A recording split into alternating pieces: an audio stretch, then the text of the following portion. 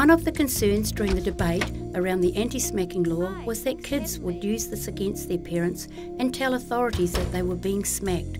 Surely the police and the social workers could tell the difference between fact or fiction. Tell us what was happening with your 11-year-old that led to all the problems.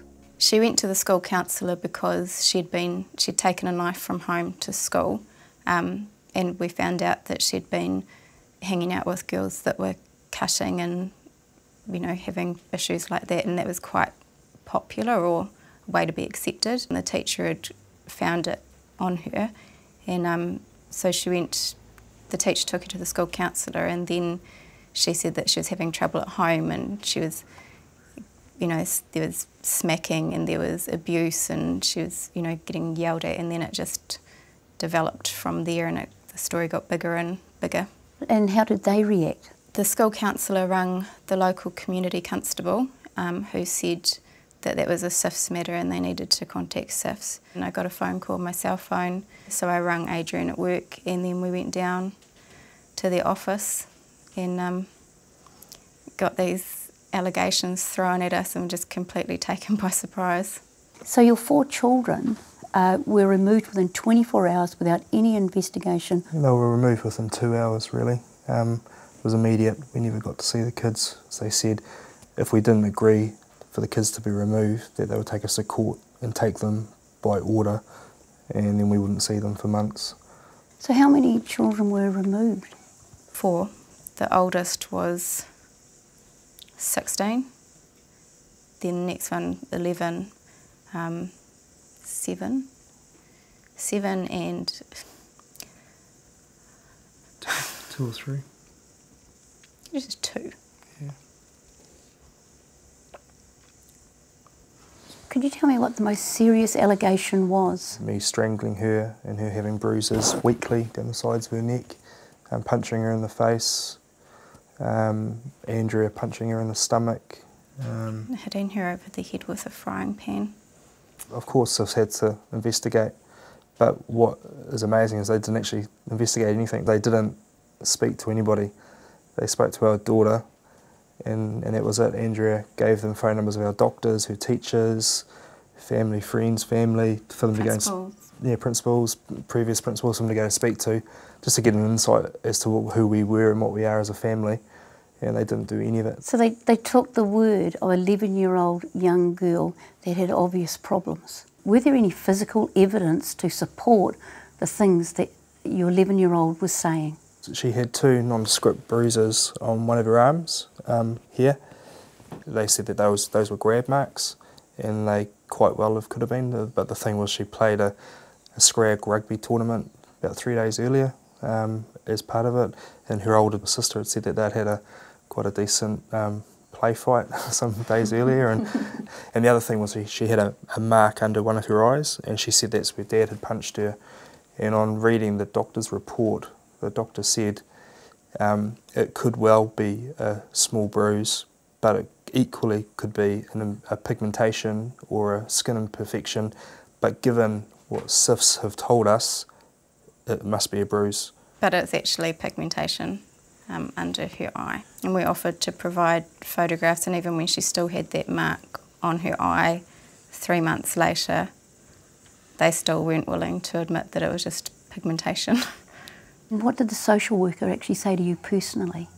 They actually took me aside by myself. The lady from Shine told me that she knew that I was an abused woman, and that it always happens like this, and abused women don't tell, and I was in a safe place and I could tell them. The more I tried to say about my husband being a good person and there's nothing, the more she pushed and said, it's okay, it's a safe place. It didn't matter what I said, that was what they thought was happening, and so they wanted me to make an allegation against my husband to support the other stuff that had been said.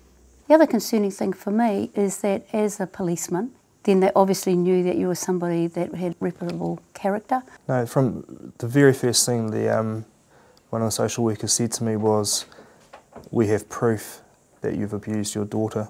That was the very first thing she said to me.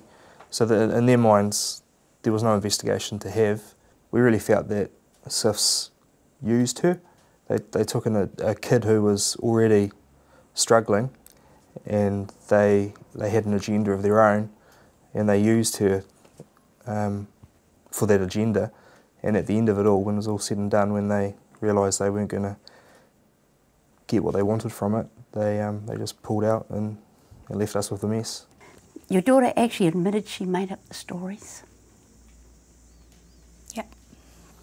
And we told SIFs, and the response from the case manager was, in his 14 years of practices in dealing with children, he'd never had one child ever lie to him, including as a parent. And he said no matter what our daughter says from now on, they will never believe that she had lied. You asked to be assessed by an independent child psychologist. What did he say? We met with one child psychologist and she met with another one, and we spoke to him, and he actually cried when we told him the story. He was just blown away. And then he, when he spoke to his colleague who had spoken with our daughter, she said that straight away our daughter had said that she'd made it up and she just wanted to come home, and she was sorry and she was crying and she didn't know what to do. How long was the police investigation and what was the conclusion?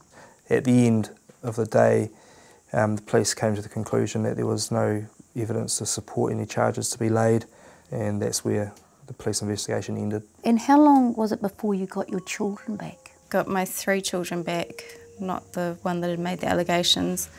I got them back the following week, but Adrian wasn't allowed to be at home, so he went and stayed away at his mother's house. Our 11-year-old, we didn't get her back for 3 months. What was the effect on your children?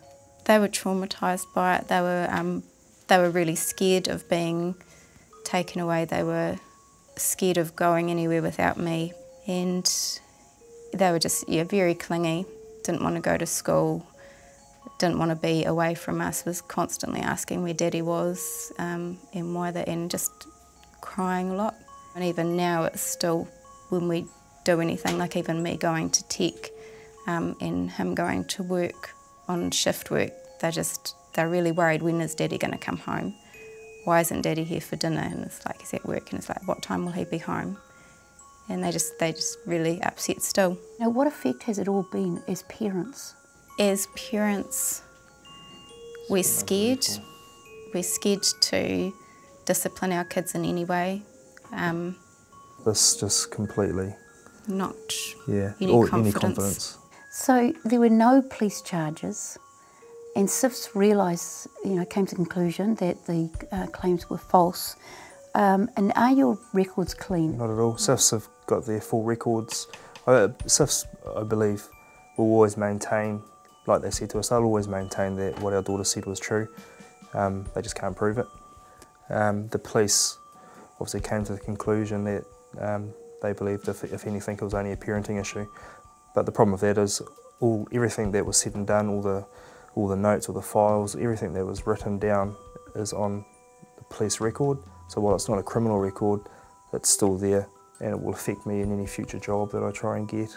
It's also got, I suppose, red flags against our names and on our children's names.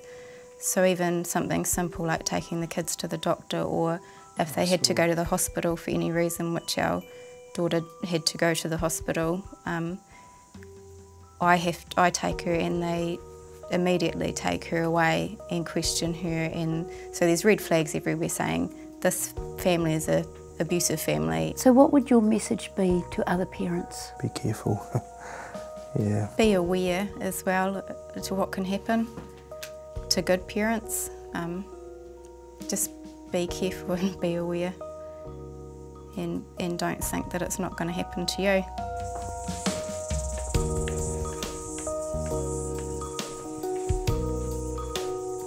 So the testimony of an 11-year-old was accepted as fact, but the many character references of these great parents were ignored, even to the point of encouraging the woman to leave her abusive husband. How can the authorities get it so wrong? I am concerned, and I think you need to be as well.